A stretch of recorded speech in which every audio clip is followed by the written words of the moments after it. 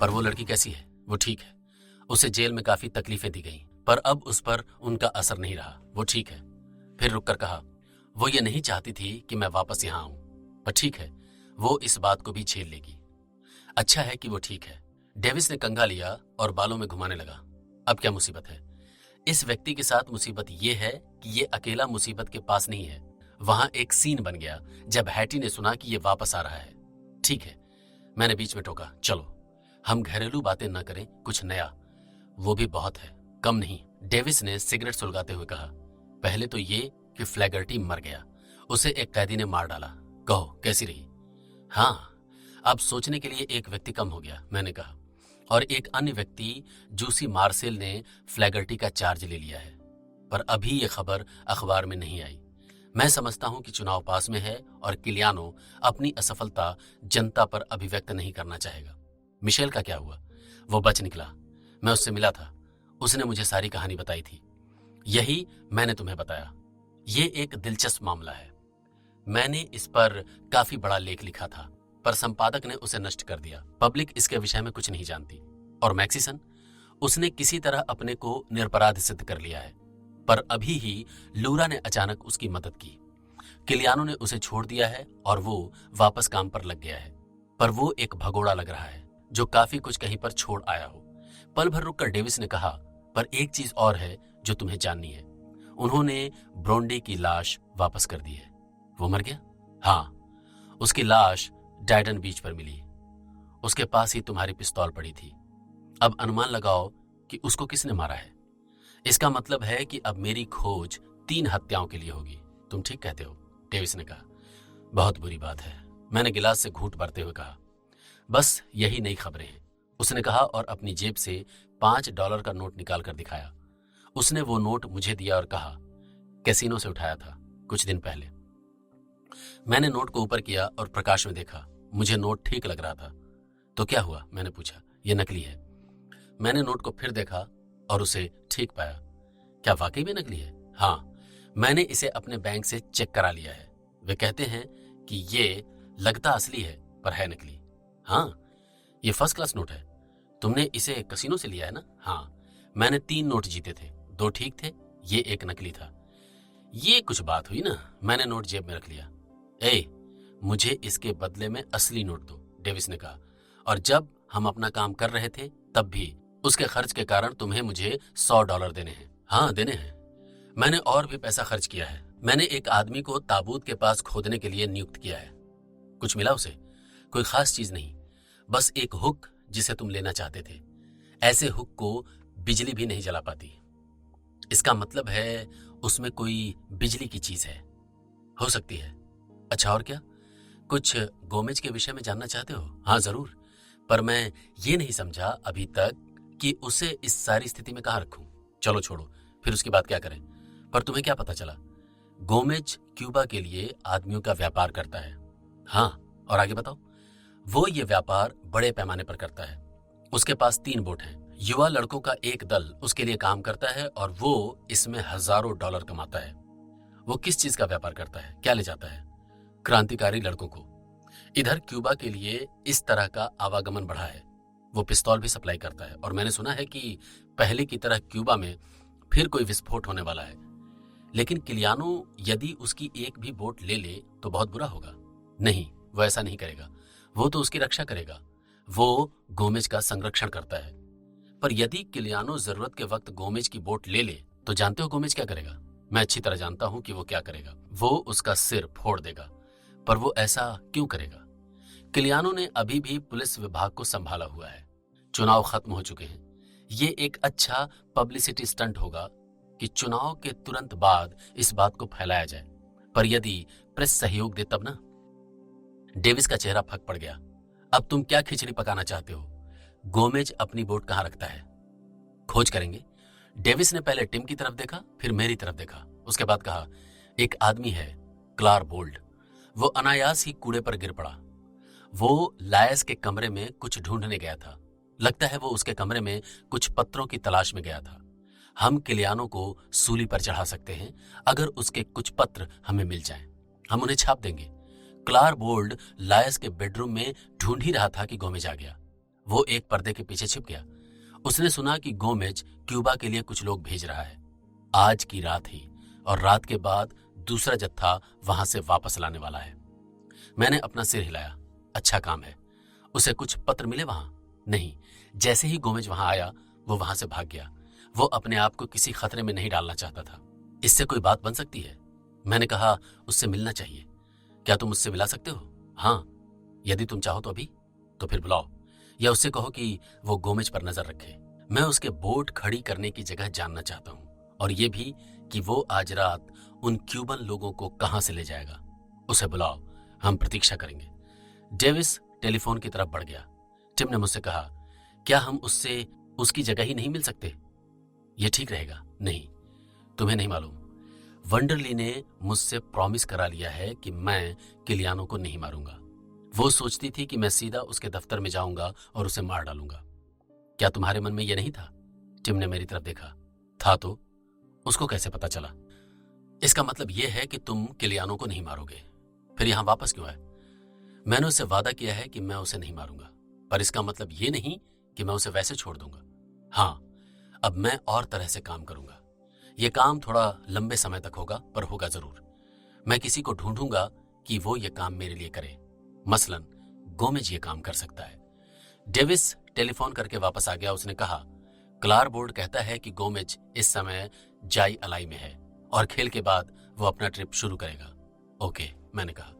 वो गोमेज को विदा करके यहां आएगा। डेविस ने कहा, वो अच्छा आदमी है, तुम उसे पसंद करोगे। मैंने अपने पैर मेज पर टिका दिए। सामने बैठ जाओ, मैंने कहा। थोड़ी देर में हम व्यस्त हो जाएंगे। मैं नहीं, डेविस ने कहा, मैं घर जा रहा हूं। श्योर श्योर, तुम घर जाओ। मैं हंसा। मैंने उसे $1000 का नोट और 5 का नोट दे दिया। फिर कहा, तुम्हें अपने मुख्य पृष्ठ के लिए 2-3 दिन में अच्छी कहानी मिलेगी। ऐसा मत कहो, डेविस ने उल्लास से कहा। इसे एक चौंका देने वाली घटना के रूप में आने दो। क्लारबोर्ड एक सजीला नौजवान था। जब वो टिन के कमरे में दाखिल हुआ, उसने ब्राउन कलर का सूट पहना हुआ था। वो आया और उसने मेरी तरफ देखा, बिल्कुल ऐसे जैसे कोई अपरिचित सड़क पर हुई दुर्घटना को देखता है। एक कुर्सी की तरफ इशारा करते हुए मैंने कहा, बैठो और एक ड्रिंक लो। वो कुर्सी पर बैठ गया। उसने अपना हैट उतारा और घुटनों पर रख लिया। तुम्हें मेरा साथ देने में कैसा लगता है? मैंने गिलास और स्कॉच की बोतल उसके सामने की। मुझे बहुत अच्छा लगता है मिस्टर कायन। उसने बोतल को हिलाया और कहा, धन्यवाद, मैं नहीं पीता। तुम नहीं पीते? हाँ, काम करते वक्त नहीं पीता। अल्कोहल व्यक्ति को देखने समझने की ताकत को कम करता है। मैंने समझने की कोशिश की और पूछा, तुम इस लाइन में कब से काम कर रहे हो? आपका मतलब है मैं कब से एक प्राइवेट जासूस के रूप में काम कर रहा हूं? बहुत समय नहीं हुआ। वास्तविकता यह है कि यह मेरा पहला बड़ा काम है, पर तुम इसे अच्छी तरह कर रहे हो। मैंने कहा, तुम्हें मेरे साथ काम करने में चिंता नहीं करनी चाहिए। तुम्हें मालूम है, मैं 3 हत्याओं के मामले में फंसा हूं। उसने मेरी तरफ गौर से देखा और कहा, मिस्टर कायन, आपको दुष्ट लोगों ने व्यर्थ में फंसाने की कोशिश की है। वाकई में तुम ऐसा सोचते हो? मैंने टीम की तरफ देखा। उसका मुंह खुला रह गया था। जी हाँ, मैंने तथ्यों को बड़ी बारीकी से जाना है। आप जानते ही हैं, मेरा नजरिया चीजों को देखने का थोड़ा अलग है। अगर कोई सचमुच में हत्यारा है तो मैं उसके पक्ष में नहीं होता, पर मैं जानता हूं कि आप बेकसूर हैं। तुम्हारे जैसे लोग ज्यादा नहीं हैं, मैंने कहा। तुम मुझे कुछ बताना चाहते थे? हाँ, मेरे पास पूरी रिपोर्ट है। उसने अपनी जेब से कई कागज निकालते हुए कहा। मैंने जल्दी से उन्हें अपने से दूर करते हुए कहा, सिर्फ मुझे बता दो, मैं पढ़ने में देर करता हूं। उसने अपने कंधे उचकाए और मेरे पीछे की दीवार पर आंखें टिकाकर कहा, रात को 9:30 बजे मुझे डेविस ने फोन पर गोमेज पर नजर रखने के लिए कहा। गोमेज पर इस बात का संदेह है कि वो क्यूबन क्रांतिकारियों की मदद करता है। मैंने अपने को सुरक्षित स्थान पर रखते हुए गोमेज की कार्यवाहियों पर नजर रखी। वो जाई अलाई कोर्ट में खेल रहा था। खेल की समाप्ति पर गोमेज एकदम लॉयस स्पेंस के साथ आया। वे तब एक कैडिलैक में गए। क्लारबोर्ड ने अपने कागजों पर नजर दौड़ाई, पर मैंने कहा, लाइसेंस नंबर की चिंता मत करो, ये बताओ कि वे कहाँ गए। उसने अपनी रिपोर्ट खिसका दी और कहा, उन्होंने मुख्य सड़क पर चलना शुरू किया। मैंने उनका पीछा किया। ट्रैफिक ज्यादा था, पर मैंने उनके पीछे 2 गाड़ियां लगा रखी थी। डाइडन बीच से 3 मील दूर एक छोटी सी सड़क पर आ गए। तब मैंने कार से पीछा करना बेकार समझा। मैंने कार छोड़ दी और पैदल ही उनका पीछा किया। सड़क के आखिरी छोर पर मैंने देखा कि कैडिलैक को रोक दिया गया और गोमेज तथा स्पेंस पूर्वी दिशा में बढ़ने लगे। वहां कोई छुपने की जगह नहीं थी और बिना दिखे उनका पीछा करना संभव नहीं था। भाग्यवश वे ज्यादा दूर नहीं गए और मैंने कैडिलैक के पीछे खड़े होकर उनको देखा। वे कुछ मिनटों तक रुके, तब समुद्र में एक बोट सिग्नल दिया। गोमेज ने उसका जवाब अपनी फ्लैश लाइट से दिया। तब बोट आगे आ गई। वो बोट करीब 30 फीट लंबी थी और हरे रंग से पेंट की गई थी। उसका एक थना टूटा हुआ था। उसने अपना गला साफ किया और अपना हाथ मुंह पर फेर लिया। फिर वो बोला, मैंने तब एक रेतीला ढलान देखा जो समुद्र में बनाया गया था, जिससे बोट सीधे बीच में आकर रुक सकती थी। मैंने देखा कि गोमेज और मिस स्पेंस उस पर सवार होकर कहीं के लिए चल दिए। मैं जानता था कि बोट कहाँ जा रही है, पर वहां से कुछ जानना असंभव था। पर मैंने उस बोट को रेंगते हुए पीछा करना चाहा। यद्यपि इसमें काफी खतरा था। मैंने उसकी तरफ देखा, ये समझते हुए कि चांदनी रात में रेंगना कितना अच्छा होता है। उसने मेरा मतलब समझ लिया और कहा, वो एक कठिन काम था। हाँ, काफी कठिन। मैंने कहा, ठीक है, आगे बताओ। मैं कंक्रीट के ढलान पर पहुंचने में सफल हो गया और मैंने अपने आप को उसके पीछे छिपा लिया। थोड़ी देर बाद गोमेज और स्पेंस डेक पर आए। गोमेज ने स्पेंस से कहा कि वो दूसरे दिन रात को 9 बजे हवाना के लिए चल देगा, अपना जहाजी सामान पिगोन खाड़ी पर उतार देगा और वापस आ जाएगा। ये बात करके उन्होंने डेक छोड़ा और कैडिलैक में आ गए। कुछ देर बाद एक कार वहां आई और उसमें से 4 क्यूबन बोर्ड पर गए। तुम इतने वक्त क्या करते रहे? मैंने पूछा। मैंने अपने आप को रेत के बने घर में छिपा लिया था। उसमें थोड़ी सी जगह बना ली थी जिससे मैं सांस ले सकूं। मैं उनकी बातें सुनता रहा। मैंने देखा कि बोट हवाने के लिए चल दी थी। ये जानकर मैं यहां आया और आपको सारी रिपोर्ट दी। मैंने उसकी तरफ देखा। मुझे आशा है कि इस जानकारी से आपको संतोष होगा। हाँ, मुझे संतोष है, पर मेरे दोस्त, तुम्हें ज्यादा ध्यान रखना पड़ेगा। वे लोग ज्यादा होशियार हैं। तुम काफी बड़ा खतरा मोल ले रहे हो। तुमने बहुत अच्छा काम किया है और मैं भी तुम्हें खोना नहीं चाहता। वो मुस्कुराया। मैं अपनी देखभाल कर सकता हूं मिस्टर कायन। मैंने बॉक्सिंग भी सीख रखी है। मैं शूट करना भी जानता हूं। मैंने उसकी तरफ देखा। वो काफी पतला लग रहा था। उसकी मसल्स न जाने कहां छूट गई थी। क्या तुमने बॉक्सिंग और शूटिंग पुरुषों के साथ सीखी है? उसके चेहरे पर चमक आई। जी हाँ, मैंने कभी किसी से लड़ाई तो नहीं की, पर मैं जानता सब हूं। इस समय मैंने टिम की तरफ बिना देखे उसे $200 का बिल दे दिया। यह तुम्हारे लिए है, आगे और भी दूंगा। उसकी आंखें फिर चमकी। उसने नोट पकड़ लिया। आप संतुष्ट हैं? यह मेरे लिए बड़ी बात है। यदि आपके साथ सब कुछ ठीक है तो मैं और भी खोज कर सकता हूं। मैं ऐसी जगह नहीं जाना चाहता, पर यह मेरे काम का हिस्सा है। हाँ, ये तो है, मैंने कहा। इसका मतलब है मैं वहां कुछ और खोजूं? हाँ, यह अच्छा विचार है। बस अपना ख्याल रखना, कोई औरत कोई चालाकी न कर जाए। मुझे स्त्रियों के प्रति आकर्षण नहीं है। अपने आप को इनसे बचाए रखना मेरे काम की ट्रेनिंग में आता है। क्या इस बात में भी कोई विशेष बात है? हाँ, इस बारे में एक बात यह भी सीखनी पड़ती है, सेक्स और संयमी आदमी। मैं इसको पढ़ना चाहूंगा। हो सकता है मुझे भी कुछ शिक्षा मिल जाए। वो बाहर जाना चाहता था कि मैंने रोका और कहा, यह मत समझना कि मैं ज्यादा आलोचना कर रहा हूं, पर तुम्हारी हैट काफी बड़ी है। यदि तुम किसी का पीछा कर रहे हो तो क्या दिख जाने का चांस नहीं होता? बेहतर है कि छोटा हैट पहनो। पर यह भी एक हिस्सा है। बॉक्सिंग के कोर्स के साथ इसके रूप को भी सिखाया जाता है। वस्तुतः यह रहस्यमय है। उसने हैट को हिलाया और हाथ से झुकाया तो वो कोक रंग की जगह फोन कलर का हो गया। उसने फीते को जरा सा ढीला किया तो वो लाल रंग का हो गया। वो बोला, ठीक है ना? मैं व्यक्तिगत रूप से सोचता हूं कि इससे लोग अनुमान नहीं लगा पाते होंगे। फिर वो चला गया। उसके जाने के बाद टिम ने जोर से स्कॉच की बोतल को हिलाया और मेरी तरफ करते हुए बोला, लो, खुद बनाओ। मैंने बोतल हिलाकर रख दी और कहा, नहीं, मैं अपनी देखने समझने की चेतना को बरकरार रखना चाहता हूं। दूसरे दिन सुबह टिम और मैं पैराडाइज पाम से 70 मील दूर मियामी गए। वहां पहुंचने में हमें 1.5 घंटा लगा। मैंने टिम को बाहर कार में ही बैठे रहने दिया और फेडरल फील्ड ऑफिस के अंदर गया। फेडरल एजेंट का नाम जैक हॉविस था। मैं उसके पास पहुंचा और अपना परिचय दिया। मैं चेस्टर कायन हूं। मैंने उसकी तरफ देखा और कहा, मैं 3 व्यक्तियों का कातिल समझा जा रहा हूं। क्या तुम इस बारे में कुछ नहीं कर सकते? उसने अपना सिर हिलाया। जब पैराडाइज पाम की पुलिस हमसे कहेगी तब करेंगे कुछ। उसने मुझे सिगार ऑफर किया। अभी तक ये चीज हमारे क्षेत्र से बाहर है। तुम्हारा काम किसी भी तरह मुझे पकड़ना है। अपने लिए मुश्किल पैदा मत करो और मुझे मेरा काम मत बताओ। हमारे विचार में इस सब के पीछे कोई और है। हम उसी की तलाश कर रहे हैं। क्या किलियानो का कोई बड़ा संरक्षक मिल रहा है? मुझे आश्चर्य होता है कि उसने अभी तक कोई गलती क्यों नहीं की। हम उस पर नजर रखे हुए हैं, पर अभी तक वो बचा हुआ है। मैं तो उस पर कोई चार्ज लगाना चाहता हूं। मैं भी यही चाहता हूं। मैंने कहा और वो $5 का नोट उसे दिखाया। इससे कुछ बात बन सकती है? वो नोट को देखने लगा। मैंने कहा, यह जाली है। फिर उसने मेरे हाथ से नोट ले लिया और गौर से देखा। वो बोला, तुम्हें यह कहां से मिला? कहीं से मिला, पर पैराडाइज पाम में ऐसे नोट बाजार में बहुत हैं, कहीं भी मिल सकते हैं। उसने मेरे नोट को एक और नोट से मिलाया और मेरे वाला नोट भी वहीं रख दिया। फिर कहा, हम जाली नोट बनाने वाले गैंग की तलाश कई महीनों से कर रहे हैं, पर अभी तक ये पता नहीं चला कि ये नोट कहां से आते हैं। मैं इसका अंदाजा लगा सकता हूं। मैंने कहा, कहां? जब खबर सही रूप से पक्की हो जाएगी हम कार्यवाही कर सकेंगे। मैं तुमसे एक प्रस्ताव पर बात करना चाहता हूं। उसके चेहरे पर हल्की सी मुस्कान फैल गई। मैंने भी यही सोचा था। अच्छा बताओ। तब मैंने उसे पैराडाइज पाम में आने से लेकर अब तक की सारी कहानी सुना दी। इस कहानी में मैंने मिशेल और मिस वंडरली की बात नहीं बताई थी। शेष बातें खोलकर उसको बता दी। हैरिक मूर्ख हमारे पास क्यों नहीं आया? उसने कठोरता से कहा। हम उसे सारा संरक्षण देते, उसकी मदद करते। मैं इन लोगों को बहुत स्नेह करता हूं जो पूरी खबर देते हैं। वो तुम्हारे पास नहीं आया, पर मैं तो आया हूं। तो क्या किया जाए? मैं एक भयानक गुंडे के रूप में काम करता हूं, पर पैराडाइज पाम में खुले में विस्फोट करना चाहता हूं। यही कहने मैं तुम्हारे पास आया हूं। तो ठीक है, करो। 2 चीजें हैं, दोनों ही हमारे मतलब की हैं। देश में बाहर की चीजों का स्मगल करना और बाहर भेजना। लेकिन किलियानों से इसका क्या संबंध होगा? यही बात तो अंत में देखनी है। मैं सारा भार तुम पर नहीं डाल रहा, बस थोड़ा सा ही।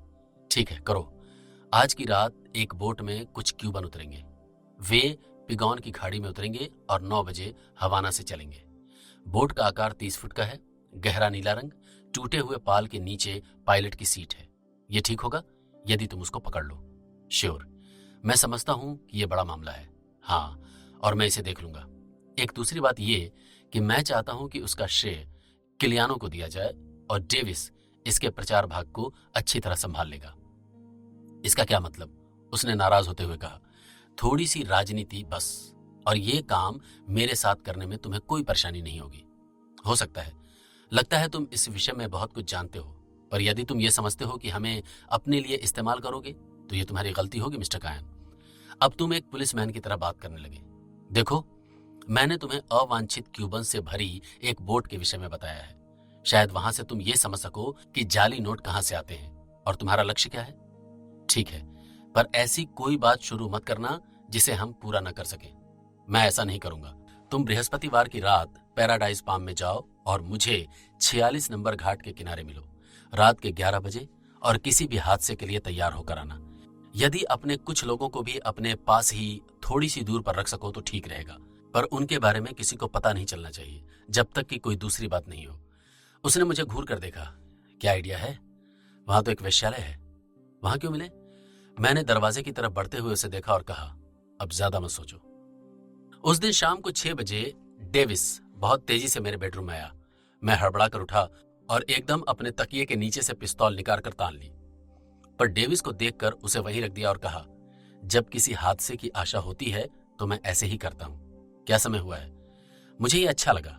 डेविस ने कहा, मैं रात भर काम करता रहा हूं और तुम्हें बताने आया हूं कि मैंने कितनी चतुराई से ये सब किया। मैंने अपने आप को ठीक तरह से जगाया, एक सिगरेट सुलगाई और सीधा बिस्तर पर बैठ गया। मैं बोला, ऑल राइट, अब शूट करो। उसने मुझे मॉर्निंग स्टार की एक प्रति दी। इसमें सारा कुछ है। उसने गर्व से कहा, तुमने कितनी सावधानी से यह सारा मामला उठाया है। कागज का प्रिंट अभी तक सूखा भी नहीं। वो बिस्तर के पायताने बैठ गया। उसकी आंखों में उत्तेजना साफ झलक रही थी। वो आगे बोला, भगवान जानता है कि किलियानो जब इसे देखेगा तो संपादक का क्या हाल करेगा, और यह भी नहीं मालूम कि संपादक मेरा क्या करेगा। किलियानो का भी व्यवहार क्या होगा। पर तुम यही चाहते थे ना? हाँ मेरे दोस्त। और मैंने हेडलाइन पढ़ी, नागरिक प्रशासक का झपट्टा, नए पुलिस अधीक्षक का स्मगलर्स पर आक्रमण, रहस्यमयी नौका सिपाहियों द्वारा डुबो दी गई। बाद का विवरण इस प्रकार था। नगर के नए पुलिस अधीक्षक ने एक स्मगलर्स के गिरोह पर आक्रमण करके उनका सफाया कर दिया। काफी समय से बदमाशों का ये गिरोह नगर में धूम मचाए हुए था। हम पैराडाइज पाम की जनता के प्रतिनिधि पहले नए अधीक्षक को बधाई देते हैं कि उन्होंने ये काम इतनी जल्दी और सफाई से किया। यह भी ध्यान देने वाली बात है कि पहले चीफ ने इस तरह की कोई कार्रवाई नहीं की थी, और ये सब श्रेय किलियानो को दिया जाता है कि उन्होंने इतना बड़ा काम किया, जबकि उन्हें चीफ बने कुछ ही समय हुआ है।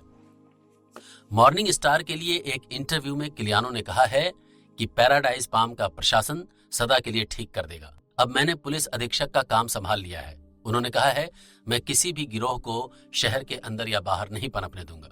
मैं अपने समर्थकों से अपील करता हूं कि वे फिर से मुझे अपनी जगह दें, जिससे मैं शुरू किया हुआ काम समाप्त करके उनकी सेवा कर सकूं। एक गुप्त सूचना के आधार पर नए पुलिस अधीक्षक ने पिगौन खाड़ी में एक संदेहास्पद बोट का पीछा किया। जमकर संघर्ष हुआ और बोट पानी में डूब गई, लेकिन इस मुठभेड़ में 12 क्यूबन राष्ट्रवादियों की जान चली गई। उस रिपोर्ट में और भी बहुत कुछ था। बोट की फोटो भी थी, जिसमें वो आधी ऊपर और आधी पानी में डूबी हुई थी। किलियानो और दूसरे सिपाहियों की फोटो भी छपी हुई थी। ये बहुत अच्छी रिपोर्ट है, मैंने कहा, पर ठहरो, जब तक किलियानो ये पढ़ न ले, जब वो ये सोचेगा कि किस तरह इस मामले में वो सबमिट कर लिया गया है, ये उसके जीवन का सबसे महत्वपूर्ण झटका होगा। हाँ, वो यही सोचेगा। मैं बिस्तर से बाहर उछल कर आया। ये उसके चुनाव अभियान का सबसे बड़ा और महत्वपूर्ण आधार होगा। वो इससे इनकार भी नहीं कर सकता। जब तक गोमेज चित्र से बाहर आएगा, वो इसके विरोध में भी नहीं बोल सकता। शायद गोमेज इसका विश्वास नहीं करेगा। मैं अपने कपड़े पहनने लगा। तुम इस खतरनाक मौके पर कहां जा रहे हो? मैंने तुम्हारे जैसा उत्साही व्यक्ति नहीं देखा। ओह, वो बोला, इस लेख के बाद मैं तुमसे कुछ नहीं छिपाऊंगा। मैंने गोमेज से मिलने का वक्त लिया है। ठीक है, पर इस वक्त वो तुम्हें कहां मिलेगा? वो लायस स्पेंस के यहां होगा। यदि वो ना हुआ तो मैं उस महिला से बात करूंगा। वो मुझे कुछ बताएगी। उसका इंटरेस्ट मुझ में भी है, पर गोमेज को नुकसान पहुंचाकर नहीं। मैंने टिम की मरकरी गाड़ी ली और लैंगसिट एवेन्यू की तरफ चल दिया। रात में सिपाही अब भी अपना काम कर रहे थे। मैं थोड़ा चलकर मुख्य स्थान पर पहुंच गया। हेलो डैड, मैंने उस बूढ़े व्यक्ति को संकेत करते हुए कहा। मुझे पहचानते हो? वो मुझे अच्छी तरह पहचानता था। मैं आपको पहचानता हूं, उसने कहा। मुझे विश्वास है कि तुम मुझे नहीं भूले होगे। मैंने चारों तरफ देखा कि कोई हमें देख तो नहीं रहा। मैंने $50 का बिल अपने हाथ में लेकर उसे दिखाया। उसके हाथ में नहीं रखा, पर उसने देखा और उसकी आंखें चौड़ी हो गई। गोमेज मिसेस पेंस के साथ है? मैंने पूछा। उसने सिर हिला दिया। इसमें कोई नई बात नहीं थी और कहा, दोनों साथ साथ ऊपर गए हैं। ठीक है, और कोई नई बात? नहीं, बस वे ऊपर हैं और कुछ नहीं। यह अच्छा है। मैं उनसे मिलना चाहता हूं और उनसे इस तरह मिलकर आश्चर्य में डालना चाहता हूं। क्या उनके दरवाजे की कोई चाबी है? यह मैं नहीं कह सकता सर, मेरी नौकरी चली जाएगी। मैंने उसके पीछे लगे हुकों की चाबियों की कतार देखी। मैंने सोचा कि उसके घर की चाबी कौन सी होगी। मैंने उससे कहा, मैं तुम्हें $50 दूंगा यदि तुम मुझे कुछ सूचना दे दोगे। $50 की बात ने मुश्किल आसान कर दी। उसने एक चाबी उठाई और काउंटर पर रख दी। मुझे माफ करें सर, मैं ये नहीं कर सकता। मैंने उसे $50 दे दिया और कहा, यदि तुम मेरा साथ दोगे तो तुम्हें इतना पैसा मिलेगा कि तुम अपना एक घर खरीद सकते हो। उसने उस बिल को ले लिया और अपने कॉलर में छिपा लिया और ऑफिस से बाहर आ गया। उसने कहा, जरा ठहरिए, मैं कुछ चेक कर लूं। और वो जल्दी से बिना पीछे देखे लॉबी के दूसरी तरफ चला गया। मैं जल्दी से लिफ्ट के पास आया और चौथी मंजिल के लिए बटन दबा दिया। कमरा नंबर 466 में कोई आवाज नहीं थी और आधे से ज्यादा अंधेरा छाया हुआ था। मैंने अपनी पिस्तौल निकाली, हाथ में फिट की। मैंने सिटिंग रूम पार किया और बेडरूम में आ गया। गोमेज और स्पेंस बिस्तर पर लेटे थे। वो पीठ के बल लेटा था। लायस स्पेंस साइड में लेटी हुई थी। दोनों में से कोई भी इस वक्त आकर्षक नहीं लग रहा था। मैं उनके बिस्तर के किनारे बैठ गया और लायस के पैरों में चुटकी काटी। लायस ने नींद में ही अपना हाथ निकाला और गोमेज की नाक पर पटक दिया। उसे झटका लगा। उसने हाथ को परे धकेल दिया। यकायक उसने मुझे देखा और अब वो बिना हिले ही वैसे ही बना रहा। उसने तनी हुई पिस्तौल देख ली थी। हेलो खिलाड़ी, मैंने मुस्कुराते हुए कहा, कैसे हो तुम? उसने एक गहरी सांस ली। वो अपने तकिए पर कमर सटाकर बैठ गया। उसकी आंखें मेरी उंगली पर जमी थी, जो पिस्तौल के स्ट्राइगर के साथ चिपकी थी, पर वो शांत बना रहा। तुम ऐसा कई बार कर चुके हो कायन, उसने कहा। अब क्या विचार है? कोई विचार नहीं, मैंने कहा। मैं इतना ही जानना चाहता हूं कि रात के हादसे के बारे में तुम क्या सोचते हो। मुझे ये अच्छा नहीं लगा, उसने कहा। अब तुम इस विषय में क्या करने जा रहे हो? मैं सारी बातें अत्यंत सूक्ष्म दृष्टि से देखना चाहता हूं। मैंने उसके सामने मॉर्निंग स्टॉक की एक प्रति रख दी। जरा इस पर नजर डालो। हमारे प्रशासक ने अपना चुनाव प्रचार खूब किया है, वो भी तुम्हें मोहरा बनाकर। मॉर्निंग स्टार की हेडलाइन से ही गोमेज में एक विशेष प्रकार की उत्तेजना आ गई। वो एकदम उठा और इस स्थिति में सोई हुई लायस उधड़ गई। उसने कोई भी कपड़ा नहीं पहना हुआ था। उसने एकदम चादर अपने ऊपर खींच ली और नींद में ही कुछ बोलने लगी। वो मनोरंजन का ये क्षण खुद भी देखे, इसलिए मैंने उसके पैरों में फिर चुटकी काटी। उसे छोड़ो, ये कहकर वो उठी। उसने मुझे देखा तो वो कुछ सख्त हो गई। उसने गोमेज को पकड़ लिया, फिर गाउन पहना और अखबार पढ़ने लगी। कैसी लगी ये खबर? मैंने मुस्कुराते हुए पूछा। उसने कोई जवाब नहीं दिया और फिर से खुद को चादर के अंदर ढक लिया। उसने गोमेज से पूछा, यह क्या हो रहा है? चुप रहो, गोमेज ने अखबार पढ़ते हुए कहा। 20वीं सदी का सबसे बड़ा छात्र धर्म। पर चिंता मत करो, रिलैक्स। तब तक इंतजार करो जब तक वो बड़ा आदमी ये अखबार नहीं पढ़ लेता। उसने सारा अखबार पढ़कर पलंग पर रख दिया। चूहा, अपनी मुट्ठी भींचते हुए उसने कहा। फिर उसे याद हो आया कि मैं भी वहां उपस्थित हूं। उसने मुझसे पूछा, तुम क्या चाहते हो? किलियानो और मैं एक साथ नहीं चल सकते। मैंने सोचा कि तुम कुछ करना चाहो, इसलिए आया था। उसने मेरी तरफ देखा, फिर पीछे होकर लेट गया। उसने पूछा, क्या कर सकते हैं हम? क्या तुम कुछ करना चाहते हो? लायस ने कहा। तुम इस आदमी को इस तरफ बेड पर कैसे बैठने दे रहे हो? इसे हटाओ और कुछ करो। गोमेज ने उसे घूर कर देखा और एक थप्पड़ लगाकर मुझसे कहा, आओ दूसरे कमरे में बात करेंगे। मैंने फोन की तरफ देखा और अपना सिर हिलाया। मैं वहां बात करूंगा जहां आप दोनों पर नजर रख सकूं, मैंने कहा। गोमेज ने दीवार से फोन का प्लग निकाल लिया और फोन उठाकर कमरे के बाहर आ गया। मैं बात करना चाहता हूं, उसने कहा, और वो लड़ना चाहती है। यदि वो बीच में हुई तो हम कोई नतीजा नहीं निकाल सकेंगे। तुम्हें इसका भुगतान करना पड़ेगा, लायस चिल्लाई। तुम मेरे साथ ऐसा नहीं कर सकती। वो बेड पर धंस गई। चुप रहो, गोमेज ने कहा। अच्छा आओ, यदि बात करनी है तो करो। उसने लॉयस को घूरा। लॉयस बेतुकी बातें बोलती रही। फिर गोमेज ने दरवाजा बंद कर दिया। बाहर के कमरे में गोमेज आराम कुर्सी पर बैठ गया। उसने अपने लंबे बालों में उंगलियां फेरी। कहा, तुम इस सारे मामले में किसको दोषी मानते हो? किलियानो अब तुम्हारे पीछे पड़ गया है। वो जानता है कि दोबारा चुनाव जीतने के लिए उसे जनता का विश्वास पाना है। वो जनता को बताना चाहता है कि वो तुम्हारे जैसे लोगों को सबक सिखा सकता है। फ्लैगर्टी का मरना भी उसके लिए एक अच्छी बात रही। इससे उसे अपनी शक्ति दिखाने का मौका मिल गया। उसने तुम्हारा नुकसान किया, वो और लोगों का भी करेगा, पर तुम चाहो तो उसे रोक सकते हो। हाँ, मैं उसे रोक सकता हूं, गोमेज ने मुट्ठी भींचते हुए कहा। और मैं तुमसे कोई सलाह या सहायता नहीं चाहता। तुम लोग हमेशा एक ही तरह से काम करते हो। तुम समझते हो कि तुम उसका कुछ कर सकते हो, पर तुम उसके पास तक नहीं फटक सकते। वो जानता है कि तुम लोग उस पर आक्रमण करोगे। उसने इसकी सुरक्षा का प्रबंध कर लिया है।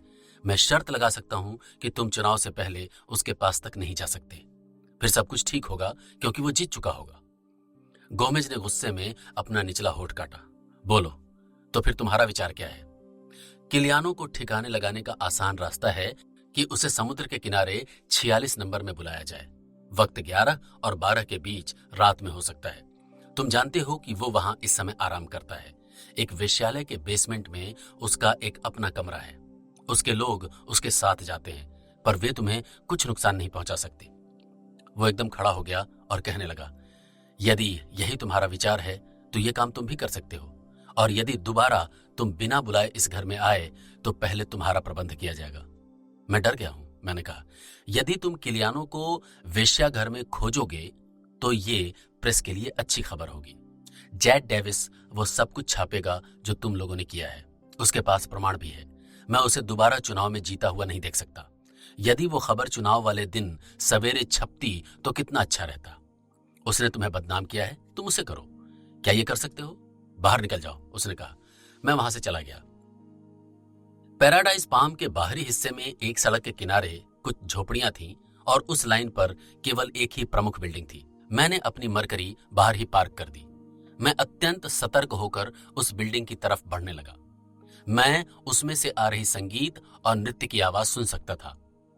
एक आदमी किनारे की छाया से निकलकर बाहर आया। मैं उसे देखकर रुका। मैंने अपने हाथ में पिस्तौल थाम ली। देखा कि वो हॉस्किस है। हे मैन, मैंने कहा, आज का मॉर्निंग स्टार देखा? अरे ये तुम हो, उसने कहा। हाँ देखा। किलियानो कुछ काम कर रहा है। तुम भी तो कुछ करो। मुझे जल्दी है, पर मैं जानना चाहता हूं कि ये सब क्या पक रहा है। पता चल जाएगा, बस मुझे दूर रखना इससे। कितने लड़के हैं तुम्हारे साथ? 6, और वो काफी हैं। उनको कहो कि अभी सामने ना आए। मैं यहाँ का फोन का कनेक्शन काटना चाहता हूँ। अब वे बाहर से लाइन काट दें। हाँ, पर क्या करना है? मैं नहीं चाहता कि कुछ हादसा होने पर कोई पुलिस को बुला सके। हमें भ्रष्टाचारी प्रशासकों से अलग रहकर खुद कुछ करना होगा। क्या करना होगा तुम जानते हो। जैसे मैंने उन क्यूबन्स को तुम्हारे हवाले किया, उससे कुछ तो मुझ पर विश्वास हुआ होगा। ठीक है, तुमने अच्छा काम किया, मैं उनसे कह दूंगा। कुछ देर बाद वो मेरे पास आया और कहा, अब अंदर जा सकते हैं? हम अंदर चले गए तो मैंने पूछा, तुम्हारे पास पिस्तौल है? हाँ है, और तुम्हारे पास परमिट होगा।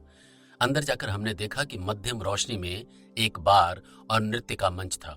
कोने में पीले और लाल कारपेट पर ऑर्केस्ट्रा बज रहा था। कई जोड़े नृत्य मंच पर धीरे धीरे थिरक रहे थे। लड़कियां सिर्फ अंडरवियर पहने थीं। उनकी ब्रेसरी सिल्की थी और ऊंची एड़ी के स्लीपर पहनी हुई थी।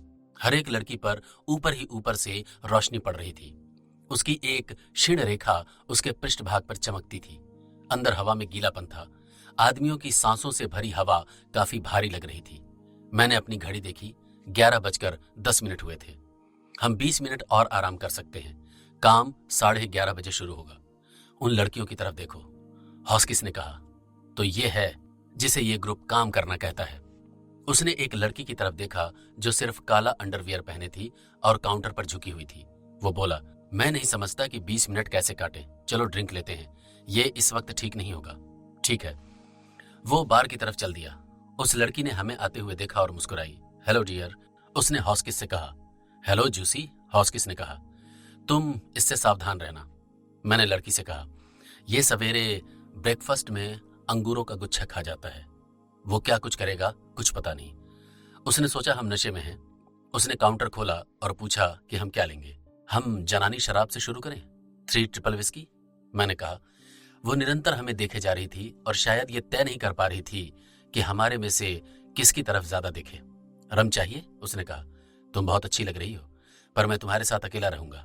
क्या कोई ऐसा नहीं है जो मेरे दोस्त के साथ रहे, ताकि मैं तुम्हारे साथ अकेला हो सकूं? क्या वो अपने आप किसी को नहीं खोज सकता? यह स्थान लड़कियों से भरा हुआ है। तुम मेरी खोज पर नजर मत रखो, हॉस्किस ने मुझसे कहा। चारों तरफ देख लो, लड़कियां हैं यहां। क्यूबन ने 2 ड्रिंक हमारी तरफ कर दिए, पर उनका दोगुना दाम मांगा। ये तुम्हारे लिए, मेरा दोस्त इसके पैसे देगा। यही कारण है कि मैं हमेशा उसके साथ ही घूमता हूं। मैंने उस क्यूबन को 5 का नोट दिया, फिर वो मेरी तरफ मुस्कुराती हुई झुकी।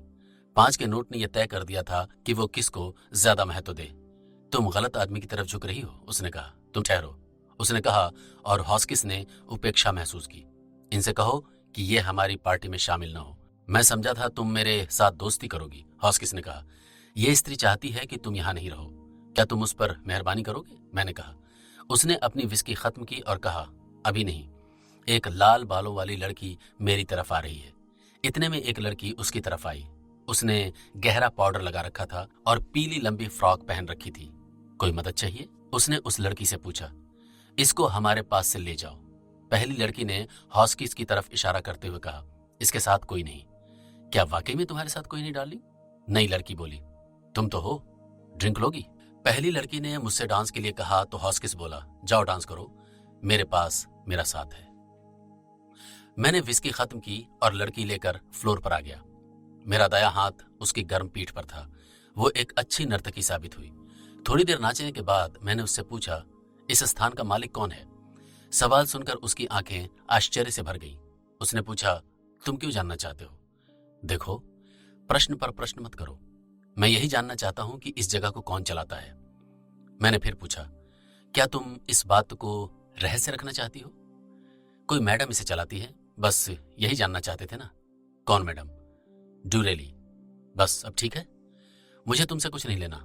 अगर तुम ये भी नहीं कर सकती तो ठीक है, परेशान मत हो। मैं चाहती हूं कि तुम्हारा समय अच्छी तरह से बीते, उसने कहा। यह हम दोनों के लिए अच्छा है। तब हम हॉस्किस के पास तक आ गए। मैंने कहा, यह इस हालत में बहुत खुश है। चलो हम ऊपर चलते हैं, लड़की ने कहा। यहां डांस बहुत उत्तेजक हो रहा है। श्योर, मैंने कहा और हम दरवाजे की तरफ बढ़े। इसी बीच मैंने हॉस्किस की तरफ देखा। उसने सहमति दे दी। हम डांस फ्लोर से बाहर आ गए और एक गलियारा पार करके सीधी सीढ़ियों से चढ़ गए। मैं उसके साथ एक छोटे से कमरे में आया। कमरे में एक दीवान था, कालीन बिछा था और एक अलमारी थी। तुम धोखा तो नहीं दोगे, उसने कहा। मैंने अपनी जेब से $5 का नोट निकाला और उसकी तरफ बढ़ा दिया। उसकी आंखों में चमक आई। तुम जाओ और मैडम डूरेली से कहो कि मैं उनसे मिलना चाहता हूं। क्या बात है? क्या तुम्हें मैं पसंद नहीं? क्या तुम कुछ नहीं समझना चाहती? मैंने पैसे दे दिए, अब जाओ और मैडम डूरेली को बुला लाओ। उसने पैसे ले लिए और दरवाजे की तरफ बढ़ गई। फिर कहा, मैं उन्हें अभी बुलाती हूँ। मैं दीवान की पट्टी पर बैठ गया, सिगरेट सुलगाई और इंतजार करने लगा। थोड़ी ही देर बाद बाहर भारी कदमों की आहट आई और एक प्रौढ़ स्त्री ने प्रवेश किया। तुम क्या चाहते हो? एक भारी सी आवाज में उसने पूछा। मैंने अपनी घड़ी देखी, 11:25 हुए थे। फिर मैंने कहा, पिछली रात पुलिस के नए अधीक्षक ने गोमेज की एक बोट पर छापा मारा। क्या तुमने मॉर्निंग स्टार में यह पढ़ा नहीं? तुम कौन हो? उसने पूछा। मैं कोई भी हूं, पर तुम्हारा दोस्त हूं। मेरी दोस्ती तुम्हें कैसी लगी है? आगे बोलो, उसने कहा। गोमेज इस बात से पागल हो रहा है और वो यहां आकर कोई मुसीबत खड़ी करना चाहता है। तुम कैसे जानते हो? मेरे पास ऐसे आदमी हैं जो मुझे खबर देते रहते हैं। मैं तुमसे बात करने के लिए किसी को बुलाती हूं। वो दरवाजे की तरफ बढ़ी तो मैंने उसका हाथ पकड़कर कहा, मैं तुमसे बात करना चाहता हूं। यदि तुम इस बात को दोस्ताना तौर पर नहीं ले सकती तो कोई चिंता नहीं। तुम्हारे पास ज्यादा वक्त नहीं है। गोमेज कभी भी यहां आ सकता है। अच्छा हो कि तुम अपने ग्राहकों और लड़कियों को यहां से हटा दो। वो अपने साथ बहुत आदमी ला रहा है। ठहरो, कहकर वो बाहर आ गई। मैंने दरवाजे पर रुककर कुछ सुनने की कोशिश की, फिर गलियारे में आ गया। वो एक कमरे में ओझल हो गई। मैं उसके पीछे गया और एक ऑफिस नुमा कमरे में झांका। वो टेलीफोन पर कुछ कहना चाह रही थी, पर फोन ठीक नहीं था। वो डर गई थी। उसने मुझे धकेल दिया और सीढ़ियां उतरने लगी। मैं उससे 3 सीढ़ी पीछे था। वो सीढ़ियों के खत्म होने वाले हिस्से में एक कमरे के दरवाजे पर पहुंची। यहां से चले जाओ, उसने कहा। मेरा पीछा मत करो। ठीक है, पर जानती हो क्या करना है? मैं मुख्य हॉल में आने के लिए चल दिया, पर दरवाजे पर आकर रुक गया। 2 बड़ी कारें बाहर आकर रुकी। उनमें से कई आदमी उतरे। मैंने अपना काम तय कर लिया। मैंने 3 फायर किए। आदमी भागने लगे। तब मैं सामने वाले दरवाजे पर आया, अपनी पिस्तौल केस में रखी और नाचने वाले मंच की तरफ बढ़ने लगा। मैं और हॉस्किस बार काउंटर पर थे। वो लाल बालों वाली लड़की हमारे साथ थी। हमने उस क्यूबन को अपनी कंपनी से बाहर कर दिया था। हॉस्किस उस लड़की को सेना के अनुभव सुना रहा था।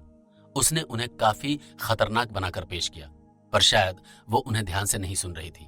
उसके चेहरे पर डर था। हॉस्किस ने एक स्कॉच की बोतल ली और एक बड़ा पैक पिया, फिर कहा, तुम भी तो कभी डरे होगे। मैंने उससे बोतल ले ली और एक छोटा सा घूंट पिया। तभी किसी ने ऑटोमेटिक राइफल से कुछ फायर किए और मुझसे कहा, यह अच्छा हुआ कि उसने मुझे यहां निमंत्रित किया।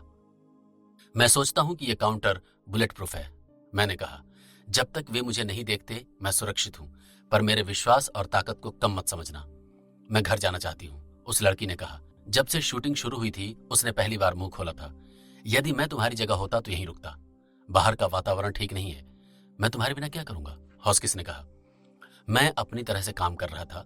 डांस फ्लोर खाली था और ऑर्केस्ट्रा के लड़के पियानो के पास छिपे हुए थे। उनमें से एक ज्यादा डरा हुआ था। 2 लड़कियां एक मेज के पीछे छिपी हुई थीं। कमरे की एक तरफ एक जोड़ा दीवार से सटा खड़ा था। बहुत सी लड़कियां और आदमी जा चुके थे। हो सकता है वे बिल्डिंग के पीछे छिपे हों। पिस्तौल की आवाज ने रात को जगा दिया था, पर राइफल की शूटिंग के अलावा वहां हमारे विरोध में और कुछ नहीं था। ये सब बड़े कमजोर लोग हैं, मैंने कहा। हमारे पास काफी समय है। उसने एक और ड्रिंक लिया और कहा, अब क्या करना है? अभी कुछ नहीं, तुम स्कॉच पियो, पर जब कुछ करना होगा तो होश ठीक रहने चाहिए। मैं हमेशा ठीक रहता हूं और मेरे में बहुत ताकत है, उसने कहा। मैं उस ऑटोमेटिक राइफल को ढूंढ निकालना चाहता था। मुझे यह पता नहीं चल पाया कि उसका प्रयोग कौन कर रहा था, पर थोड़ी देर बाद मैंने देखा कि राइफल वाला आदमी काउंटर पर छिपा हुआ है। ये तुम क्या कर रहे हो? क्या किसी को मारना चाहते हो? मैंने पूछा। वो एकदम राइफल को मेरी तरफ घुमाकर खड़ा होने लगा, पर मैंने उसे एक ऐसा धक्का दिया कि वो पीछे गिर गया। वो आश्चर्य से मुझे देखने लगा। ये व्यक्ति बिना सोचे समझे ही फायर करने लगा। मैंने कहा, यह चीज उत्तेजक लग रही है। उस लड़की ने भी हामी में सिर हिला दिया। ये एक आश्चर्यजनक अनुभव था कि हॉस्किस जैसे कठोर व्यक्ति को मुलायम होते देखा। इतने में ही बिना किसी चेतावनी के कोई व्यक्ति मशीन गन से फायर करने लगा। लकड़ी के रैक्स चरमराए और हमारे ऊपर रखी बोतलें टूटकर गिरने लगी। हमारे ऊपर ढेर सारी शराब गिर गई और एक कांच के टुकड़े से मेरे गाल का एक हिस्सा जरा सा कट गया, पर मैं शांत रहा। अब यदि तुम इसे किस करो तो ठीक रहेगा, मैंने हॉस्किस से कहा। मैं क्यों ना एक ड्रिंक ले लूं? तुम चाहो तो अपनी पैंट चूस लो, उस पर बहुत सारी शराब गिरी हुई है, मैंने कहा। वो लड़की हॉस्किस की बाहों में झूल गई, पर उसने उसे पीछे हटाते हुए कहा, मैं तुम्हें अब प्यार नहीं करता। सामने ड्रम बजाने वाले ने मेरी तरफ देखा। मेज के पीछे अभी भी दो टांगों के जोड़े चुपचाप पड़े दिख रहे थे। एक वृद्ध सा आदमी बार काउंटर की तरफ गुस्से से देख रहा था। वो अचानक उठा और चलने लगा। वो बहुत पिए हुए था। जैसे ही वो काउंटर के शटर के पास पहुंचा, मशीन गन से उस पर फायर करता हुआ वो पीछे को हुआ। हम सबने उसकी पीठ पर गोली लगती देखी। क्षण भर में ही उसकी पीठ से खून बहने लगा। असली राइफल है, मैंने कहा। उन्होंने एक शराबी को मार डाला। हॉस्किस मेरे पास काउंटर के किनारे पर आ गया। मैं अब अपनी पिस्तौल उठाना चाहता हूं, यह सब बचपना है। अचानक डांस हॉल का दरवाजा खुला। 3 आदमी राइफल लिए अंदर आ गए। यह अचानक हमला कैसे हुआ? अब कुछ जरूर होगा, हॉस्किस ने कहा। जैसे ही मैंने उन तीनों को गौर से देखा तो उनमें से एक स्प्रिट्जा को पहचान लिया। मैंने अपने आप को पीछे खींच लिया। वो कमरे में नहीं आया, पर उसने अपने आदमियों को दरवाजे के पास खड़े होने का निर्देश दिया। वो अपने को व्यक्त नहीं करना चाहता था। मैं उसे देखकर खुश हो गया। वे आदमी रेंगते हुए डांस फ्लोर को पार करने लगे और खिड़कियों के साथ साथ अंधेरे में घूर कर देखते हुए चलने लगे। हम जरा घूमे, मैंने कहा। एक जगह खड़े खड़े मैं थक गया हूं। जहां हो वहीं तैयार रहो। हॉस्किस ने एक माउजर पिस्टल अपनी जेब से निकाली और सेफ्टी क्लच को खोला। वो लड़की कहने लगी, मुझे मत छोड़ो, अलग हटो, अब मुझे अपना काम करना है। स्प्रिट्जा गुम हो गया था। बिल्डिंग के पिछले वाले हिस्से में शूटिंग हो रही थी। चिल्लाने की आवाजें आ रही थी। तुम्हारे लड़के कोई कार्रवाई करेंगे? मैंने पूछा। हाँ, अब वे अपना काम कर रहे हैं, हॉस्किस ने कहा। मैं अपनी माउजर पिस्तौल की आवाज पहचानता हूं। बाहर बहुत शूटिंग हो रही है, उसने कहा। यह ठीक है। अपनी ऑफिशियल कैपेसिटी में तुम जिस किसी भी दुष्ट व्यक्ति को शूट कर सकते हो यदि वो कोई भी गड़बड़ी करता पाया जाए। हाँ, मैं शूट कर सकता हूं। इस हालत में पहले तुम बाहर जाओ, मैं तुम्हारे पीछे रहकर चलूंगा। यदि तुम पहल करना चाहते हो तो पहले तुम जाओ। मैं किसी भी मृत्यु की जिम्मेवारी लेता हूं। मैंने मना नहीं किया और दरवाजे की तरफ बढ़ा और मेन हॉल में आ गया। एक परछाई के सिर पर शूट किया। तुमने देखा ये क्या था? मैंने हॉस्किस से कहा। लोग स्वाभाविक रूप में मुझे निशाना बनाते हैं। चिंता मत करो, हॉस्किस ने कहा। आगे बढ़ो, तुम शूट करने में मुझसे तेज हो। मैं अब इसे खत्म करना चाहता हूं। हॉल में आगे कोई रुकावट नहीं आई। मैं आगे बढ़ा और सीढ़ियों तक पहुंचा। इधर से दोस्त, मैंने कहा। अब एक्शन का वक्त आ गया है। मैंने खुले दरवाजे को धकेला। सामने नीचे तहखाने में जाने वाली सीढ़ियां थी। मैं चुपचाप नीचे उतर गया। हॉस्किस मेरे साथ उसी तरह उतरने लगा। हम सीढ़ियों के अंत तक पहुंचे और एक गलियारे की तरफ मुड़े। मैंने छत के साथ साथ दीवार पर बिजली के तारों की एक लाइन देखी। गलियारे के अंत में एक दरवाजा था। मैं बाहर रुका, कुछ सुनने की कोशिश की, पर कुछ सुनाई नहीं दिया। क्या हम अंदर चलें? मैंने पूछा। हाँ, मैं भी यही सोचता हूं। मैंने दरवाजे का हैंडल घुमाया, धकेला। कमरा काफी बड़ा था और प्रिंटिंग प्रेस के सामान से भरा हुआ था। हल्की हरी रोशनी से जगमगाती मेज पर नोट पड़े हुए थे। साथ में ही फर्श पर एक मरा हुआ आदमी पड़ा था। उसके सिर में से खून निकल रहा था। प्रशासक किलियानो सामने की दीवार से सटा पड़ा था। उसका चेहरा भय से पीला पड़ा हुआ था। उसके हाथ कंधे तक उठे हुए थे। क्लार बोल्ड अपनी पिस्तौल लिए उसके ऊपर खड़ा था। हमें देखकर किलियानो ने कहा, इसे ले जाओ और इसकी बंदूक नीचे कराओ। मैं और हॉस्किस उस तरफ बढ़े। हेलो स्मार्ट बॉय, क्या तुम अपने और हमारे दोस्त को पसंद नहीं करते? मैं क्लार बोल्ड को कंधे से छुआ। तुम क्या कर रहे हो यहां? उसे अलग करो, किलियानो चिल्लाया। क्लार बोल्ड ने बंदूक नीचे की और कहा, मुझे खुशी है मिस्टर कायन, तुम यहां आ गए।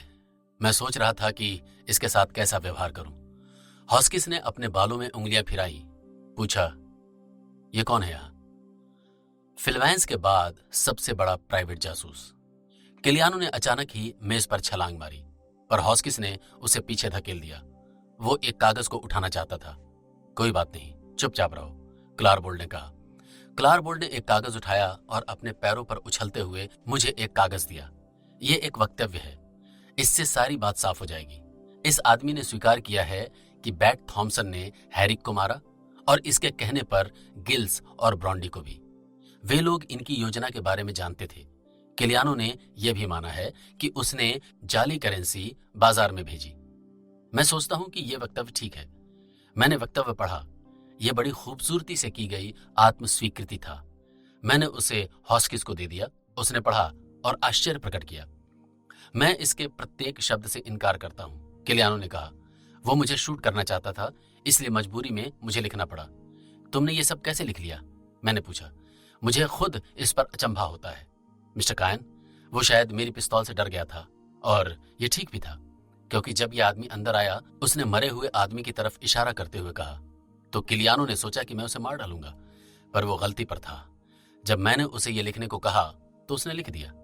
मैंने हॉस्किस की तरफ देखा, वो जोर से हंसा। देखो, मैंने क्लारबोल्ट से कहा, तुम मुझे बताओ नहीं, तुम इतने भोले नहीं हो जितने बनते हो, तुम्हारा भविष्य उज्जवल है। श्रीमान कायन, आपका धन्यवाद। जो आप ये कह रहे हैं, हमारी शिक्षा ही साधारण दिखने के लिए हुई है। हमें बताया गया था कि लोग सामान्य लगने वाले लोगों को कमजोर समझते हैं।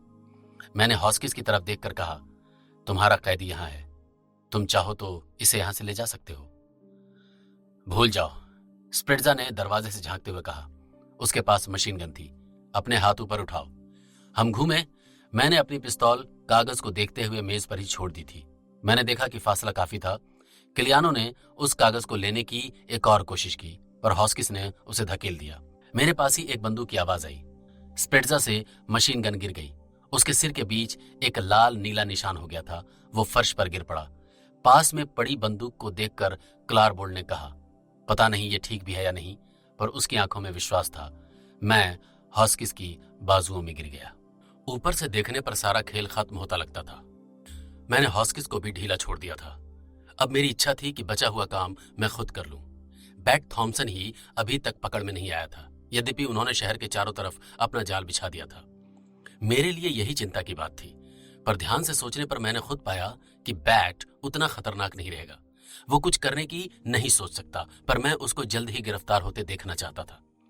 लोगों का विचार था कि वो कहीं दूर भाग गया है, पर इससे उसका केस कमजोर होता है, क्योंकि असली कातिल वही था। किलियानो को 25 साल की कैद हुई। फ्लैगर्टी और स्प्रिट्जा मारे जा चुके थे। जॉन गोमेज को भी संघ के सिपाही ने मुठभेड़ में मार गिराया था। हम पाम बीच होटल में अपने भविष्य की योजनाओं में लीन थे। मुझे विश्वास हो गया था कि बैट शहर में नहीं है, इसलिए मैंने टिम से मिस वंडरली को पश्चिम खाड़ी से लाने के लिए कहा। मैं बालकनी में बैठा था। इस वक्त मेरे दिमाग में कोई भी चिंता नहीं थी। क्लेयर वंडरली पास में बैठी थी। ठीक है, मैंने उसकी बात सुनकर कहा, मैं कोई नौकरी कर लूंगा और सम्मानजनक जीवन बिताऊंगा, यही चाहती हो? उसकी आंखों में अब भी प्रश्न तो थे। बोली, मैं तुम्हें खुश भी देखना चाहती हूँ। यदि तुम सेटल नहीं हो सकते तो मैं तुम पर कोई दबाव नहीं डालूंगी। मैं कोशिश करूंगा। अभी तो बात हमारी शादी की है, तब मैं सेटल हो जाऊंगा। 4 दिन बाद हमारी शादी हुई। डेविस, हैटी, टिम, क्लारबोल्ट और हॉस्किस ने शादी में भाग लिया। हमने अपना हनीमून पैराडाइज पाम में ही मनाने का विचार किया, क्योंकि कोई भी हमें कहीं और नहीं जाने देना चाहता था। सब लोग बहुत अच्छे थे, पर 1 सप्ताह के बाद ही मैंने सोचा कि यदि मुझे कोई नौकरी करनी है तो उसके लिए कोशिश की जाए। हमने अपना सामान बांधा और न्यूयॉर्क का हवाई टिकट ले लिया। पैराडाइज पाम में आखिरी रात हमने एक पार्टी दी। हॉस्किस अपने 6 बहादुर जवानों के साथ आया था। उसने डिनर से पहले घोषणा की कि क्लारबोल्ट संघीय नौकरी में आ गया है। अब वो व्यक्तिगत रूप से छिपकर काम नहीं करेगा। मेहमानों के चले जाने के बाद हम अपने बेडरूम में गए। मैं कपड़े बदल ही रहा था कि फोन की घंटी बजी। घंटी के दूसरी तरफ एक औरत की आवाज आई, चेस्टर कायन। मैंने सोचा यह आवाज पहले सुनी है। मैं लायस स्पेंस बोल रही हूं। मैंने कहा, हेलो। वैसे मैं उसको भूल सा गया था। सुनो, तुमने गोमे को मरवा दिया। यह मत सोचना कि तुम्हें छोड़ दिया जाएगा। मैं कर्जा चुकाऊंगी। बैट भी ऐसा ही करेगा। वो मेरे साथी है। हम जहां भी तुम जाओगे पीछा करेंगे। हम बदला लेंगे। फिर लाइन कट गई। मैंने रिसीवर रख दिया। कौन था? क्लेयर ने पूछा। गलत नंबर था और मैं अपने बेडरूम में आ गया। मैं अपने तेल पंप के ऑफिस से बाहर देख रहा था कि नीग्रो लड़का बोनस अपना काम ठीक तरह से कर रहा है या नहीं। वो अपने काम पर था। मुझे एक सर्विस स्टेशन का काम संभालते लगभग 3 महीने हो गए थे। इस सर्विस स्टेशन पर पैसा लगाने के बाद मैंने काफी पैसे कमा भी लिए थे। क्लेयर को काफी आश्चर्य हुआ जब मैंने उससे इसकी बात की, क्योंकि वो सोचती थी कि मैं किसी बड़ी कंपनी में नौकरी की कोशिश करूंगा। मैं भी यही सोच रहा था, पर उस टेलीफोन के कारण मैंने अपना इरादा बदल दिया। मैंने सोचा कि बैट और लुइस क्लेयर को कुछ भी नुकसान पहुंचा सकते हैं, इसलिए उसका मेरे साथ रहना जरूरी है। नौकरी करते हुए मैं हमेशा उसकी देखभाल नहीं कर सकता था। मैंने अपना इरादा बदल दिया और क्लेयर से कहा कि मैं मोटर का व्यापार करना चाहता हूँ। अतः अपना पहले वाला इरादा बदलकर एक कार में हम कैलिफोर्निया के लिए चल दिए। यहाँ एक व्यक्ति के पास 4 पंप थे, 10,000 गैलन तेल का भंडार और साथ में 2 हवा के टैंक। पास में थोड़ी सी जमीन थी और मैंने ये बेहतर समझा कि यहीं रहा जाए। यहाँ से मैं क्लेयर की देखभाल ठीक तरह से कर लूंगा। सर्विस स्टेशन पंप खरीद कर मैंने कुछ चीजें नए सिरे से जमाई। 2 हवा के टैंक और खरीद लिए। काम भी काफी चल निकला था। परिणाम स्वरूप हमने 3 महीने में $900 का शुद्ध लाभ कमा लिया। दिन का काम इतना बढ़ गया था कि मुझे 2 आदमी रात के लिए भी रखने पड़े। मैंने एक बोर्ड बनवा लिया, द स्क्वायर सर्विस स्टेशन। इस बोर्ड को देखकर क्लियर बहुत हंसी थी, पर मैं जानता था कि इस तरह की चीजें लोगों को आकर्षित करती हैं। स्टेशन पर काम करने वाले लड़कों में से एक ब्रेंडले बहुत चतुर और ईमानदार था। मैं भी कार की मशीनरी के विषय में काफी कुछ जानता था, पर अभी तक कोई बड़ा काम नहीं लेते थे। कार की छोटी मोटी रिपेयरिंग का काम ही करते थे। जिस दिन मैंने हिसाब ठीक किया और पाया कि $900 कमा लिए हैं, मैं क्लेयर को बताने के लिए बेचैन हो गया। जब मैं घर गया तो वो किचन में थी, एक किताब की मदद से कुछ बना रही थी। उसने धीरे धीरे अपने को एक शुद्ध घरेलू औरत के रूप में ढालना शुरू कर दिया था। वो बहुत खूबसूरत लग रही थी। पहले 2-3 हफ्ते मुझे कच्ची और जली हुई चीजें खाने को मिली, पर धीरे धीरे उसने ठीक तरह से बनाना सीख लिया और बाद में खाना अच्छा लगने लगा। मैंने उससे कई बार कहा कि घर के काम के लिए एक नौकर रख लेते हैं, पर उसने मना कर दिया। फिर भी मैंने उसे इस बात के लिए तैयार कर लिया कि ऊपर के काम के लिए किसी को रखा जाए, बाकी वो खुद कर लिया करे। मैंने किचन में ही उसे अपनी कमाई की सूचना दी। वो खुश हुई। मैंने उसे अपनी बाहों में कस लिया। मैं अपने को बार बार ये विश्वास दिलाने की कोशिश कर रहा था कि स्थायी रूप से रहना इसी को कहते हैं कि आप रोज काम करें, एक घर हो, घर में पत्नी, और वो भी ज्यादा देर किचन में व्यस्त रहे। मैंने अपने जीवन में इतनी मेहनत कभी नहीं की। मैंने कहा, आज चाहो तो सैन फ्रांसिस्को चलें, हम दोनों घूमने जा सकते हैं। हम 3 महीने से बिना किसी विराग के काम कर रहे हैं। उसकी आंखों में चमक आई। बोली, ठीक है, चलना चाहिए। यदि हम 7 से पहले चलें तो ठीक समय पर पहुंच जाएंगे। पर तभी स्टेशन की बजर बजी, जिसका मतलब था कि बोनस किसी स्थिति को संभाल नहीं पा रहा है, कोई कठिनाई है। मैंने उसे चूमते हुए कहा, तो जाओ। उसने मुझे किचन से धकेल दिया। मैं स्टेशन पर आया तो देखा कि दिक्कत थी। एक बड़ी कैडिलैक गाड़ी सीमेंट की दीवार को चोट मारकर छोटे से रास्ते में फंस गई थी। उसके आगे का चिमटा मुड़ गया था। इतनी खूबसूरत गाड़ी को इस तरह देखकर मुझे बुरा लगा। बोनस खड़ा था, पर उसके चेहरे की मुस्कुराहट गायब थी। इसमें मेरा कोई कसूर नहीं था बॉस, उसने कहा। इस महिला ने गलत गियर में गाड़ी चलाई। ऐसी बेवकूफी की बातें मत करो बेवकूफ। एक तेज आवाज उस महिला के मुंह से उभरी। तुमने मुझे गलत इशारा किया था। मैंने गाड़ी में झांक कर देखा। हॉलीवुड की जवान स्टार की तरह वो औरत बैठी थी। उसने काले रंग की बेशकीमती ड्रेस पहनी थी। वो बहुत गुस्सा हो रही थी, पर उसके कपड़ों के नीचे उसका शरीर सफेद मार्बल की तरह सफेद और चमकीला था। देखो, तुम्हारे इस लड़के ने मेरी कार की क्या हालत बना दी। मैनेजर को बुलाकर लाओ, वरना मैं बहुत बुरा सलूक करूंगी। वो तो अब भी कर रही हो। मैं मैनेजर हूं, मालिक भी, सब कुछ मैं ही हूं।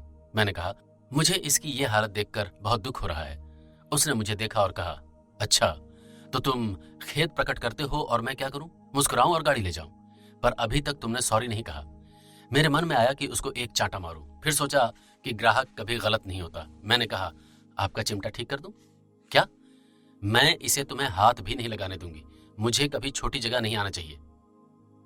मेरा गुस्सा बढ़ने लगा था। मैंने कार का पूरी तरह से निरीक्षण किया। कार का नुकसान ज्यादा था। उसने काफी तेजी से दीवार में मारी थी। यह कैसे हुआ? मैंने पूछा। मैं गाड़ी रिवर्स कर रही थी, मैं आगे बढ़ा रही थी। इस एंगल से तुम आगे आ नहीं सकती थी और तुमने अपने गियर बदलने में गलती की। जरा देखो, तुम्हारे गियर अभी भी नीचे वाले नंबर पर हैं। वो गुस्से में नीचे उतरी। क्या तुम ये कहना चाहते हो कि मुझे गाड़ी चलानी नहीं आती? उसका चेहरा गुस्से में बिगड़ गया। वो मेरे मुंह पर एक तमाचा मारना चाहती थी, पर मैंने हवा के बीच में ही उसका हाथ रोक लिया। हम इतने पास थे कि एक दूसरे की सांस महसूस कर सकते थे। मैंने उसके मुंह से आती शराब की गंध अनुभव की। मैं इधर उधर देखने लगा। क्या देख रहे हो? वो बोली। तभी सामने से एक सिपाही आता हुआ दिखाई दिया। उसे देखकर वो महिला बोली, इसे गिरफ्तार कर लो, ये मुझे छेड़ रहा था। बुरी बात है, सिपाही ने मुझसे कहा। हाँ, बुरी बात है। तभी क्लेयर भी आ गई और पास में खड़ी हो गई। मैंने उसकी तरफ देखा। ये महिला मेरे ऊपर छेड़खानी का इल्जाम लगा रही है, मैंने कहा और हंस दिया। क्लेयर ने मेरा हाथ पकड़ा और कुछ नहीं कहा। सिपाही ने उस औरत से कहा, आप इनके साथ क्यों लड़ रही हैं? मैंने आपको इनको चाटा उठाते हुए देखा है। यह सुनकर वो बोली, देखो, इन्होंने मेरी कार की क्या हालत बना दी है। ये सर्विस स्टेशन है, मैं इसके ऊपर मुकदमा करूंगी और इसे बिजनेस से बाहर कर दूंगी। सिपाही ने घूमकर कार को देखा और कहा, देखो अभी भी कार का गियर ठीक तरह से नहीं लगा हुआ है। उसने मेरी तरफ देखकर कहा, तुम्हारा क्या विचार है? मुझे कुछ नहीं मालूम, मेरा आदमी सब कुछ जानता है। यह कहकर मैंने बोनस को इशारा किया और उससे कहा कि ऑफिसर को वो सब कुछ बता दे जो यहां हुआ है। तुम मेरे खिलाफ इस आदमी का पक्ष ले रहे हो, वो लड़की चिल्लाई। आप चुप रहेंगी? और पुलिसमैन ने बोनस से बात की। बोनस ने सिपाही को बताया कि किस तरह से ये कैडिलैक गाड़ी बड़ी तेजी से अंदर आई और एकदम रुक गई। हमारा हवा का खंभा टकराते टकराते बच गया। उसने उसके बाद सब कुछ बता दिया और यह भी बताया कि जब मैंने गाड़ी पीछे ले जाने के लिए कहा तो गलत गियर में होने के कारण यह नुकसान हुआ। हाँ, मुझे भी यही सच लगता है। उसने उस औरत से पूछा, तुम्हारा क्या नाम है? उसने बताया, मेरा नाम लीडिया हैमिल्टन है, गोल्ड फील्ड प्रोडक्शन में काम करने वाली फिल्म स्टार। सिपाही बोला, फिल्म स्टार हो या जॉर्ज वॉशिंगटन की दादी, मैं कुछ नहीं जानता। तुम्हारे ऊपर शराब पीकर कार चलाने का आरोप है। हमारे साथ आओ, पुलिस स्टेशन चलना पड़ेगा। तुम्हें मेरे साथ ऐसा व्यवहार करने पर अफसोस होगा। देख लो। वो जल्दी में अपनी कैडिलैक गाड़ी में बैठ गई। अरे, तुम गाड़ी चलाने लायक नहीं हो, सिपाही ने उससे कहा। फिर मुझसे कहा, दोस्त आपकी गवाही चाहिए। मैं जाना नहीं चाहता था, लेकिन इसके अलावा कोई चारा नहीं था। मैंने क्लेयर की तरफ देखा और कहा, मैं अभी आता हूं, और ब्रेडले को स्टेशन की देखभाल करने के लिए कहकर कैडिलैक में बैठने लगा। यह आदमी गाड़ी नहीं चलाएगा, उस लड़की ने कहा। देखो, अगर आप चाहती हैं तो मैं आपके लिए एक गाड़ी भेज दूं, लेकिन आप गाड़ी नहीं चलाएंगे, सिपाही ने कहा। उसने सिपाही की तरफ देखा और कैडिलैक में बैठ गई। उसने चाबियां मुझे दे दी। मैंने दरवाजा खोला और पहले गियर लीवर को ठीक किया। जैसे ही हम मेन रोड पर आए, उसने मुझे भला बुरा कहना शुरू कर दिया। वो 1 मील तक इसी तरह से कहती रही। तब मैंने उसे डांटा। मैंने उसे चुप होने को कहा तो वो बोली, मैं चुप नहीं रहूंगी, तुम बंदर हो, मैं तुम्हें बर्बाद कर दूंगी। मैं तुमसे बदला लूंगी तो तुम्हें अपने पैदा होने पर भी अफसोस होगा। मैंने उसकी बात का कोई जवाब नहीं दिया, लेकिन उसने छीना झपटी करते हुए अपने आप को मेरे हाथ पर गिरा दिया, जिससे एकदम ब्रेक लगा और गाड़ी रुक गई। उसका सिर हैंडल से टकराया और वो बेहोश हो गई। वो सिपाही मेरे पास आया और गुस्से में बोला, क्या तुम ठीक तरह से गाड़ी नहीं चला सकते? तब मैंने उसे सारी बात समझाई और उसने बेहोश बैठी हुई लड़की को देखा। मूर्ख औरत, उसने कहा। मैंने इसके बारे में बहुत सारी कहानियां सुन रखी हैं। ये फिल्मी औरतें अपने ढंग से ही काम करती हैं। थोड़ा सा भी बाहर जाने पर इनका बड़ा नुकसान हो जाता है। ठीक है, मैं इसे जल्द ही छुट्टी दे दूंगा। सैन फ्रांसिस्को हम पहली बार आए थे। हम यहाँ पर किसी को भी नहीं जानते थे, इसलिए हमने एक पुलिस के सिपाही को रहने की किसी अच्छी जगह के बारे में पूछा। हमने कहा कि कोई ऐसी जगह बताओ जहां अच्छा खाना मिल जाए और रहने के लिए साफ जगह। उसने मेरी बात पर तो ध्यान नहीं दिया, लेकिन क्लेयर की तरफ ध्यान से और बड़े स्नेह से देखकर जवाब दिया, यहाँ पर पास में जॉय का होटल है, आप वहां चले जाइए, वो शहर का बहुत अच्छा होटल है। मैंने उसकी तरफ देखकर कहा, देखो भाई, हमें कोई बहुत अच्छी जगह बताओ। हमारे लिए सब कुछ ठीक है, हम पैसा खर्च कर सकते हैं, छोटी चीज की इच्छा नहीं है। मैं अभी भी जॉय के होटल को ही अच्छा मानता हूँ। वहां पर आपका समय बहुत अच्छा बीतेगा। आप बड़ी सड़क से सीधे जाकर वहां पहुंच सकते हैं, और नहीं तो आप कहीं भी जाइए, मेरा क्या मतलब। हमने उसे धन्यवाद किया और उससे रास्ता पूछकर जॉय के होटल की तरफ चल दिए। थोड़ी देर बाद मैंने किसी दूसरे से रास्ता पूछा तो क्लेयर ने कहा, जॉय के होटल में ही चलते हैं, अगर अच्छा नहीं होगा तो किसी दूसरे होटल में चले जाएंगे। जॉय का होटल गली में एक साइड पर था। यह न तो बहुत खराब था और न ही बहुत अच्छा। वहां पर कोई भी आदमी स्वागत करने के लिए नहीं था। हमने दरवाजा लॉक किया तो क्लेयर ने मुझसे पूछा, जिस तरह से तुम यहाँ आए हो, ऐसा लगता है जैसे इससे पहले कभी किसी ऐसी जगह नहीं गए। कम से कम टैक्सिलो में तो मैं कहीं नहीं गया। थोड़ी देर में दरवाजा खुला और एक आदमी बड़ी अजीब सी शक्ल बनाता हुआ सामने खड़ा हो गया। हमें पेट्रोलमैन ओ ब्रायन ने भेजा है, वो सबको हमारा ही होटल बताता है, उस आदमी ने कहा, जैसे कि हमें उसके रिकमेंडेशन की हमेशा जरूरत होती है। अच्छा, आप अंदर आ जाओ। मैं अपनी कार को कहाँ खड़ी करूं? उसने कार की तरफ देखा और कहा, मुझे नहीं मालूम, तुम चाहो तो इसे दांव पर लगाने के लिए अंदर ला सकते हो।